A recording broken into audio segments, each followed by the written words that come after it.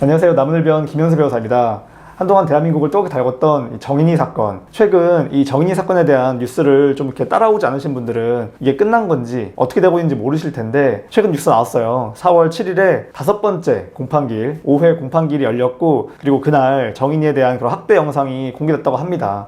이 뉴스를 보신 분들 중에 어떤 분들은 좀 궁금하실 거예요. 아니 그게 언제적 사건인데 아직까지도 안 끝났어. 도대체 재판을 몇 번 하는 거야? 5회 공판기일? 그럼 뭐 6회도 있나? 판결 선고 언제 하는 거야? 무기징역 언제 나오는 거야? 막 궁금할 수 있어요. 그래서 이런 거에 대한 설명들, 그리고 그동안 어떻게 재판이 흘러왔는지, 앞으로 어떻게 끝날 건지, 이런 부분을 좀 설명드리겠습니다.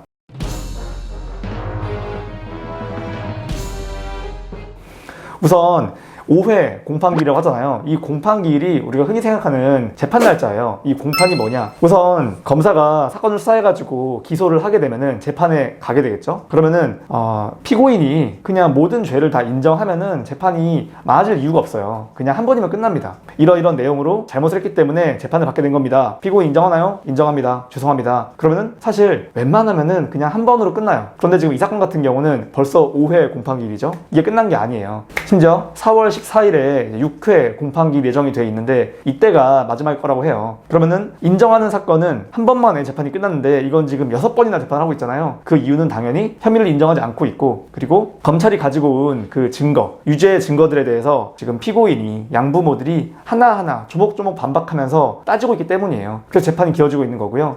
마지막 6차 공판기일, 6회 공판기일 그때는 우리가 뭐 TV 드라마나 아니면 영화에서 많이 나온 그런 검사의 구형, 피고인에게 징역 몇 년을 선고해 주시기 바랍니다. 그걸 하게 되고요. 그리고 변호인의 최종 변론, 피고인은 이러저러 해가지고 무죄입니다. 마지막으로 피고인들의 최후 진술, 피고인 마지막 할 말씀 하세요. 그래서 판사님 제가 어쩌고 이런 걸 한 다음에 판사가 그때 이제 결심을 하는 거예요. 결심. 자, 그럼 재판은 마치고 4주 뒤 몇 월 며칠에 그때 판결 선고하겠습니다. 그게 결심인 거죠. 그래서 현재까지는 지금 5번의 재판을 했고, 그리고 4월 14일에 있는 6회 공판기일 때 결심을 하고, 검사님의 구형, 변호인의 최종 변론, 그리고 피고인의 최후 진술까지 마친 다음에 한 5월 정도? 5월 중순 정도에 판결 선고될 걸로 예상이 됩니다. 자, 그러면은 이번에 4월 7일에 5회 공판기일 했다고 하는데, 그러면은 1회부터 5회까지 뭐 이렇게 많이 했는지 좀 봐야겠죠? 우선 이걸 보려면은 이 수사를 하고 재판을 하는 절차를 좀 이해하면 쉬워요. 처음에 경찰 조사, 검찰 조사 받을 때, 그때 피고인, 이 양부모들은 경찰, 검찰이 어떠한 유죄의 증거를 가지고 있는지 몰라요. 그런데 검사가 기소를 하게 되면은 재판에 가잖아요. 그럼 그때서야 이 피고인은, 양부모들은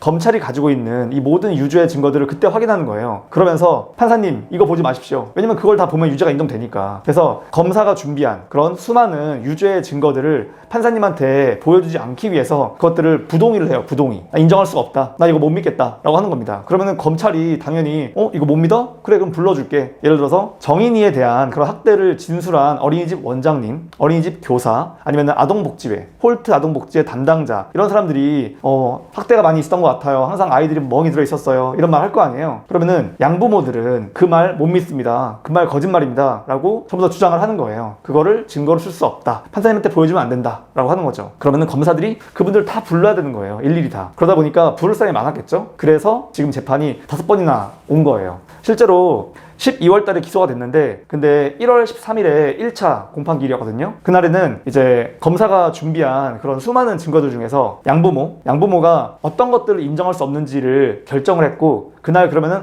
그래요? 이분들 다 인정할 수 없다고요? 그러면은 이분들 다 증인으로 부릅시다. 근데 너무 많으니까 이분들을 전부 다 한날 한시에 못 부르니까 일단 첫 번째는 이분들, 그 다음엔 이분들 이렇게 부릅시다 라고 해가지고 이 재판 스케줄이 잡힌 거죠. 그런 다음에 2월 17일 2회 공판기일 때는 3명 불렀어요. 어린이집 원장님, 교사, 그리고 홀트 아동복지회 사회복지사 3분이 와가지고, 그 3분이 물론 검찰 조사 받았지만 지금 양부모들이 인정할 수 없다라고 하니까 굳이 법정에 불러가지고 비슷한 내용을 또 물어보는 거예요. 판사님에게 직접 목소리로 들려주는 거죠. 그래서 그 3분에 대한 증인신문을 했고, 그리고 3월 3일 3회 공판기일에는 그때는 양부모들의 지인, 그리고 이웃 주민, 심지어 거짓말 탐지기 조사를 한 그 심리 분석관이 있는데 그분도 법정에 증인으로 출석해서 조사를 했어요. 왜냐면은 거탐이라고 하죠. 거짓말 탐지 조사를 했는데 근데 그 양모의 조사가 전부 거짓 반응이 나왔어요.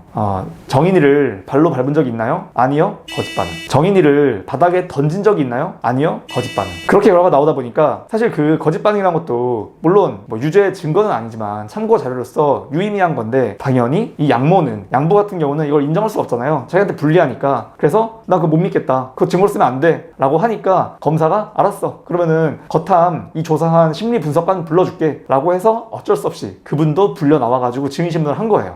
이렇게 해서 지인과 이웃 주민들이 당시 자기들이 보고 듣고 경험한 것들 그런 아동학대에 대한 목격 내용들을 진술한 거고 그리고 그 거짓말 탐지 조사를 진행했던 심리 분석관도 와가지고 그때 뭐 그런 말 한 거죠. 그 뭐 PCLR이라고 하는 그 사이코패스 검사 방법이 있는데 이게 뭐 25점 이상이면은 사이코패스를 본다. 근데 지금 피고인 양모 같은 경우는 22점이다. 비록 그 기준을 넘진 않았지만 매우 근접하다. 이런 얘기도 그때 나온 거고요. 그리고 이 거탐 조사 같은 경우는 한 90% 정도의 확률이 있는데 가능성이 있는데 근데 당시 전부 다 거짓 반응이 나왔다라는 걸 그때 진술해 준 겁니다. 그 다음에 3월 17일 사회 공판기일이 있었어요. 이때는 그 국과수 국립과학수사연구원 소속에 있는 부검이가 나왔고 그리고 왜 그것이 알고 싶다에도 많이 출연한 유상호 서울대 의대 법의학 교수님 있죠. 그분께서 증인 출석하셨어요. 그래서 안타까운 일이죠. 그 국과수 연구원께서 당시 정인이를 부검했던 그런 사진들을 하나하나 다 보여주시면서 설명을 하셨고 그때 정말 방청석에도 많은 사람들이 막 탄식이 이어지고 눈물을 흘리고 했다고 합니다. 네, 그래서 그때 그 국과수 소속 연구원께서는 이거는 뭐 학대인지 아닌지 부검을 할 필요가 없을 정도다라는 말도 했었고요. 그리고 그 아래도 많이 출연하셨던 그 교수님 같은 경우에는 만약에 이 췌장이 절단됐는데 췌장이 절단되려면은 정말 강력한 그런 힘이 가해져야 된다. 왜냐면 췌장은 몸속 깊은 데 있으니까 우리 뭐 췌장암 같은 거 정말 발견하기 힘들잖아요. 웬만큼은 뭐 찍어서 안 나오니까. 심지어 등으로 만약에 충격이 가해졌다면은 그러면 척추뼈가 먼저 부러져야 되는데 사실 정인이는 척추는 멀쩡했거든요. 척추는 멀쩡하면서 췌장이 절단됐다고 하는 거는 등 쪽 말고 배 쪽으로 심지어 그 힘도 어마어마할 정도의 힘이 가해졌기 때문에 절단된 거다라고 하는 거를 그날 법정에 오셔가지고 전부 다 진술을 하셨습니다. 그리고 가장 최근 4월 7일 그때 생긴 게 이제 5회 공판 기일이에요. 이때는 검찰에서 서증조사라고 해서 이미 지금 검찰이 가지고 있는 기록들 중에서 특히 영상들 심지어 이 영상들은 그 양모가 직접 찍은 영상들이죠. 그러니까 자기가 학대의 증거를 다 남긴 거예요. 그 영상들을 법정에서 이제 상영을 하면서 직접 하나하나 판사님께 설명하는 그런 시간을 가졌습니다. 여기에 대해서 양모는 뭐 육아 스트레스가 있었다. 자기가 가슴 수술을 받았는데 그걸로 인한 후유증이 있어가지고 좀 예민했었다. 이러면서 애를 때리거나 그런 적은 있지만 적어도 그것 때문에 사망할 정도는 아니었다라고 변명을 했다고 합니다. 상당히 좀 길게 이어지죠. 이게 그만큼 유죄의 증거들은 많은데 피고인이 그러니까 양부모들이 그걸 전혀 인정하지 않고 있기 때문에 이렇게 싸움이 길어지는 거예요. 그래서 4월 14일에 5회 공판기 잡혔고 그날 검사 구형, 변호인 최종 변론 그리고 피고인의 최후 진술 있을 걸로 보입니다. 네, 이렇게 상당히 오랜 기간 거의 6개월 동안 재판이 이어져 왔는데 또 많은 분들은 혹시 이러다가 그 정인이 양부모가 감형을 받는 거 아니냐 되게 뭐 솜방망이 처벌을 받는 거 아니냐라고 걱정하시는 분들도 있는 것 같아요.